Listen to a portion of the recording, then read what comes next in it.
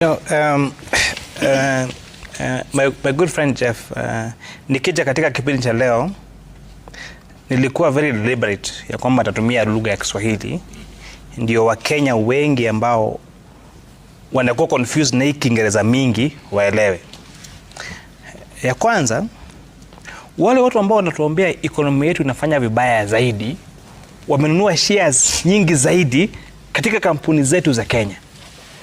Wakati wewe Mkenya unaenda kung'ang'ana na maisha yako, hawa ambao wanakuambia our economy is doing so bad wanaendelea kuinvest katika kampuni zetu za nchi yetu ya Kenya bila kufanya lolote, wanapata dividends. Na ni sawa, ni haki yao. Lakini nakwambia wacha tuache kuongea na midomo miwili.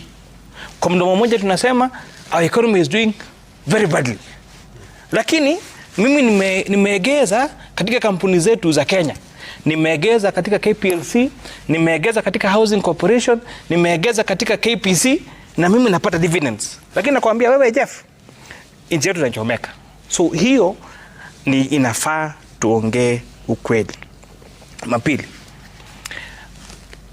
a point of fact, exchange rate ya nchi ya Kenya katika January of 2024, ukiangalia rekodi ya CBK 15th of January 2024, nimeangalia tu saizi, our Kenya shillings was trading at 160 shillings per dollar.